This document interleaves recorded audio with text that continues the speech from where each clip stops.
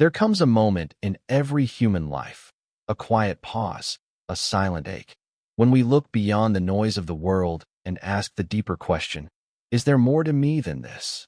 Beneath the layers of identity we wear, beyond the titles we chase, and beneath the fears we carry, something stirs.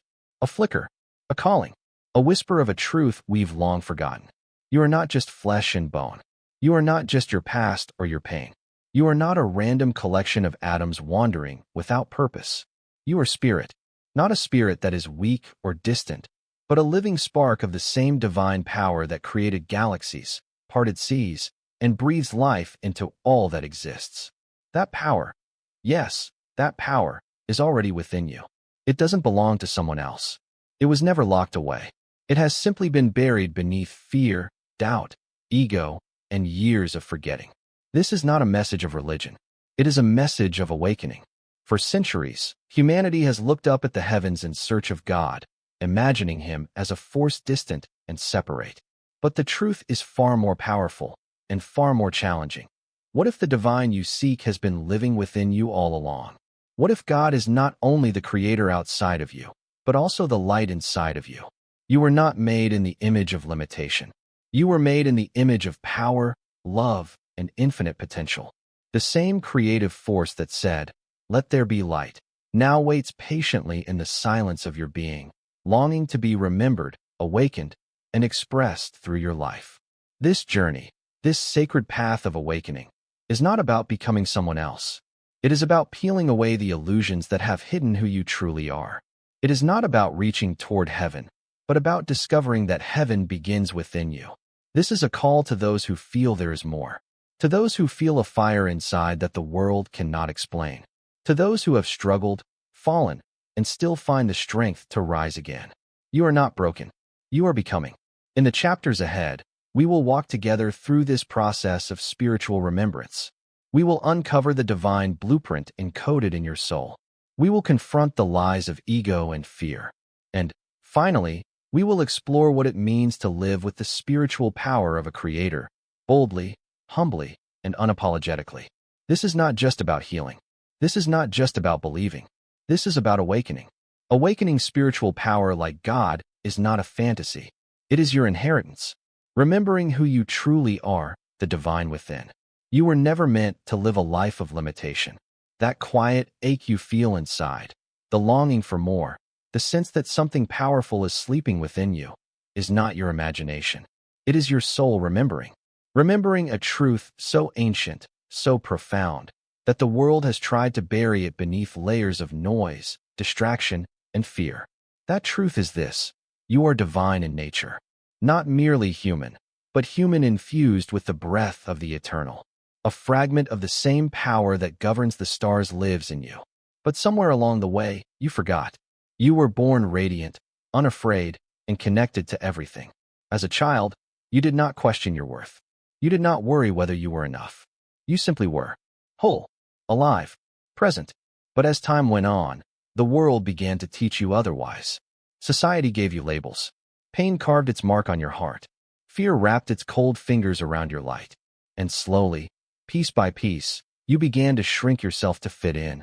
You began to believe that power was something outside of you, something reserved for gods, prophets, or people more special than you.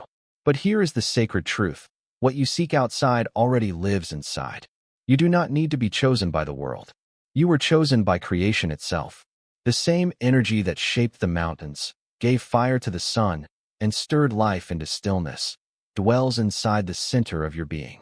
It is not dormant. It is not dead. It is simply waiting for you to remember. This power does not express itself through arrogance or control. It expresses itself through clarity, through peace, and through the unshakable knowing that you are one with all things. It is not about becoming more. It is about becoming aware of who you already are beneath the noise. Imagine, for a moment, a drop of water in the ocean.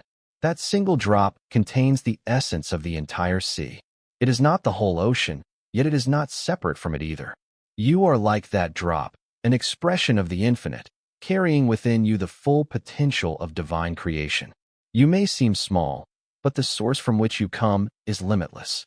So how do you begin to awaken that divine spark? It starts with silence. In silence, the ego fades. In silence, the distractions fall away. The more you turn inward, the more you'll begin to hear a voice that is not of the mind, but of the soul. This voice is calm. It does not shout. It does not demand. It gently reminds you, you are more than this moment. You are more than this pain. You are eternal. And when you begin to hear that voice, your entire perception shifts. You stop chasing approval because you remember you were already worthy. You stop seeking power because you realize it's been with you all along. You no longer beg for miracles. You become a vessel through which miracles flow. To remember who you truly are is to return home to yourself. This awakening is not sudden. It is a process, a peeling away, a coming back. Sometimes it feels like destruction, but it is actually transformation. Just as a seed must break open to become a tree, so too must you break open to become who you were meant to be. This is not about religion. It is about reality, spiritual reality. The deepest truth beneath all form and function is that you are connected to something far greater than the physical world. That connection is not found in books, or in dogma, or even in others. It is found by journeying inward, where the eternal flame of God resides. You may ask, but why would God give me such power? The answer is simple, because love creates in its own image. And God is love. A love so pure it did not want servants, it wanted co-creators. A love so infinite, it planted itself inside of you, knowing that one day, when the time was right, you would awaken to it. And when you do, you begin to live differently. You speak differently. You even breathe differently. Your presence becomes healing. Your words carry light. Your life becomes an act of remembering, a living testimony to the power within you. This is not about ego. It's not about claiming to be God. It is about remembering that you carry God's essence. It is about surrendering the small self so the higher self can rise. It's about realizing that the same force that turned darkness into light still speaks within your being. So ask yourself, not with fear, but with wonder, who was I before the world told me who to be? What light have I dimmed to make others comfortable? What part of me knows it was meant to rise, to lead, to heal, to create? These are not just questions. They are keys. Keys to unlock the door you've kept closed for far too long. Your awakening does not need permission. It only needs your willingness. In the next part of our journey, we will begin to confront the illusions that block your light, the ego, the fear, the wounds, and explore how to break the chains that have kept you from your power. But for now, pause. Breathe. Let this truth settle in your soul. You are divine. You are not broken. You are not small. You are a spiritual being having a human experience. And your power, like God's, is waiting to be remembered. Breaking the chains, releasing ego, fear, and illusion. If the divine spark already lives within you, why doesn't it feel that way all the time? Why, instead of peace, do you feel anxiety? Why, instead of power, do you feel trapped? Why, instead of clarity, do you live in confusion? The answer is simple, yet uncomfortable. Because although the divine power is within you, it is often buried under layers of illusion. It is not absent. It is simply covered by the ego, by fear, and by the stories you've come to believe about yourself. To awaken your spiritual power, you must do something far braver than seeking miracles. You must unlearn the lies. Let's begin with the ego. The ego is not evil. It is not your enemy. It was created to help you navigate the physical world. But when the ego takes control, it distorts your reality. It convinces you that you are separate from others, that you are only what you own, what you achieve, or what others think of you. The ego feeds off comparison. It wants to prove it is better, smarter, more successful. And yet, no matter how much it achieves, it always wants more. Why? Because the ego is never satisfied. It lives in scarcity. It sees lack everywhere, even within you. And when you believe you are your ego, you forget your true identity. You become trapped in performance, perfectionism, and fear of rejection. You lose your sense of connection to something higher. But you are not your ego. You are the one who observes it. You are the awareness behind the thoughts, behind the masks, behind the defenses. The first step to releasing its grip is to become conscious of when it speaks. Notice when it says, "I'm not good enough. They're better than me. What if I fail?" That voice is not your truth. It's your programming. You don't fight the ego with more ego. You release it with presence. Sit with it. Watch it. Witness it. And in doing so, you create distance, a space between the false self and the real self. That space is where the divine lives. That space is where you start to hear the whisper of the soul. Now let's talk about fear. Fear is one of the strongest forces keeping you disconnected from your spiritual power. Fear tells you to play small, to stay silent, to follow the crowd. Fear keeps you attached to the familiar, even when it hurts. Why? Because fear is obsessed with safety, not truth, not freedom, not growth. But hear this clearly. Your soul did not come here to be safe. It came to expand. It came to experience. It came to awaken. And awakening often means walking through the fire, not to be burned, but to be refined. The fears you avoid hold the keys to your spiritual evolution. What you fear most is often the very thing that will set you free. Do not let fear become your guide. Let it become your teacher. The more you face fear with courage, the more you reclaim your power. Fear fades when it is exposed. It thrives in darkness, but dies in light. And the moment you stop running from it, you begin to rise above it. Lastly, let us confront illusion. The world we live in is full of illusion. We are told that success is money, that beauty is youth, that power is control. But spiritual power is none of these. Spiritual power is not loud. It is not showy. It is not about domination. It is about alignment. It is about living in truth. The greatest illusion is the belief that you are separate from others, from life, and from the source. But separation is a lie. Everything is connected. Every life, every breath, every star in the sky is woven into the same divine tapestry. When you awaken spiritually, you no longer see people as others. You see them as extensions of the same one. And when you realize this, how can you hate? How can you judge? How can you remain asleep? To break free from illusion is to awaken from a long, heavy dream. And at first, waking up hurts. It challenges your identity. It disrupts your comfort. But it also liberates you. Because once the illusion is broken, you can finally see clearly. And seeing clearly is the beginning of true power. Spiritual awakening is not about escaping life. It is about seeing it for what it really is. It's about piercing through the veil and realizing that all along, you were divine. You were just dressed in disguise. So how do we break these chains? You do not need to fight your ego. You need to observe it. You do not need to destroy fear. You need to walk through it. You do not need to escape illusion. You need to wake up from it. Meditation, silence, deep inner inquiry. These are not luxury practices for monks or mystics. They are the doorway to freedom. They are how you return to your true self. Spend time in stillness. Not because it's trendy, but because your soul speaks in silence. Practice surrender. Surrender is not weakness, it is strength. It means letting go of who you think you are, so that who you truly are can rise. It means giving up the fight, not to give in, but to rise above. And finally, surround yourself with truth. Read sacred texts. Walk in nature. Listen to those who have awakened before you. But most importantly, listen to your soul. It has never stopped speaking. You've just been taught to ignore it. Now is the time to listen again. In the next and final part of our journey, we will explore how to live as a spiritual creator, not just someone who remembers their divine essence, but someone who brings that power into the world, a living embodiment of God's light in human form. But before we go there, ask yourself this. What am I still clinging to that blocks my light? What illusion am I ready to let go of? What truth have I been afraid to face? Because once I face it, I can never be the same. Your answers to those questions will shape the future you create. And you are here to create, not from fear, but from power, not from ego, but from spirit, not as a victim, but as a vessel. The chains are breaking. Can you feel it? Living as a spiritual creator, manifesting through divine energy. You have remembered who you are.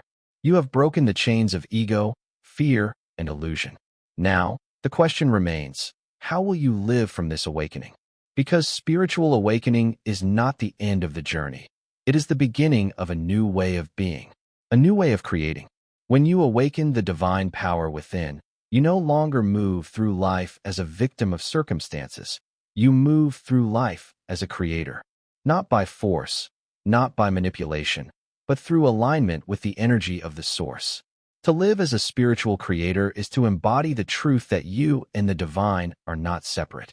That the same energy that creates worlds also flows through your thoughts, your intentions, your words, and your actions. And with that energy, you do not simply react to life. You shape it. You begin to understand that every word you speak is a command to the universe. Every thought you hold is a seed. Every belief you carry is a frequency that attracts its match. You no longer pray for power. You speak with power. You no longer beg for miracles. You become the miracle. Because now you know, you are co-creating with the infinite. But living this truth requires discipline. Not the discipline of rigid effort, but the discipline of deep alignment. You must be willing to stay in tune with your highest self, even when the world tries to pull you back into unconsciousness. So how do you do this? How do you create like the divine? 1. Set clear intentions with divine clarity. The first step in spiritual creation is clarity. The divine does not create in confusion, it creates with purpose. God did not say, let there be maybe something. God said, let there be light. Clear, decisive, focused. Likewise, you must be clear with what you desire, not from the ego, but from the soul. What do you truly want to manifest? Not what the world told you to want, not what impresses others, but what aligns with your highest purpose. Get still. Listen. Ask your soul, what am I here to express? What reality would reflect the truth of who I am? What desire arises from love, not fear? Once you know, speak it. Declare it, not with doubt, but with faith. For when you are aligned with divine will, your word becomes law in your life. 2. Embody the energy before it arrives. Creation does not happen just because you ask. It happens because you become. You must become the vibration of what you want to receive. If you desire peace, you must become peace. If you desire love, you must live from love. If you desire abundance, you must release all beliefs of scarcity and embody the feeling of wholeness now. This is where most people falter. They wait for the outer world to change before they feel different inside. But spiritual creators do the opposite. They shift their inner world first, and then the outer world rearranges in response. Your vibration is your creation, and you can shift your vibration through your focus, your emotions, your gratitude, and your actions. The energy you emit is the invitation you send to the universe. 3. Take aligned action. Faith without action is fantasy. Once you are clear, once you are aligned, move. Speak. Act. Build. Serve. Creation is not just about visualizing. It's about participating. The divine does not only dream, it manifests. Through movement, through courage, through obedience to the inner call. But the action must come from love, not desperation. From inspiration, not obligation. From joy, not pressure. When you move in alignment with spirit, doors open. People appear. Coincidences multiply. That's not magic. It's divine order responding to your energy. But only if you act. 4. Surrender the outcome. Here lies the paradox. You must be clear in your intention, aligned in your energy, committed in your action, and then you must let go. Let go of how it will happen. Let go of when it will happen. Let go of needing it to happen to feel whole. Because spiritual creation is not about control. It's about trust. Trust that the universe knows the perfect time, the perfect form, the perfect path. This is not passivity. It is sacred surrender. It is the confidence of one who knows that their highest good is already in motion, even if they cannot see it yet. When you surrender, you make room for miracles. You allow life to unfold through you, not just for you. 5. Serve the greater whole. Spiritual power is not given to inflate the ego. It is given to uplift the world. The more you use your gifts to serve, to heal, to inspire, the more the divine flows through you. Why? Because God's power flows where love flows. Ask yourself, how can I use what I've been given to elevate others? This is not about self-sacrifice. It's about self-expression. Your highest joy and your highest service are not separate. They are the same. When you live in this way, you become a channel, not just for manifestation, but for transformation. You become the answer to someone's prayer. You become the light in someone's darkness. You become what God would look like in human form. Compassionate, bold, peaceful, and powerful. And this is the highest form of spiritual awakening. Not simply remembering who you are, but embodying who you are. Not just accessing divine power, but becoming a living vessel of it. You don't need permission. You don't need perfection. You don't need to wait another day. You are ready now, ready to create, ready to shine, ready to live as the divine expression you were born to be. So go. Create not from fear, but from truth. Speak not from ego, but from soul. And love, not as a concept, but as a force that shapes the world. You are more than human. You are divine. And now that you have remembered, the world will never be the same.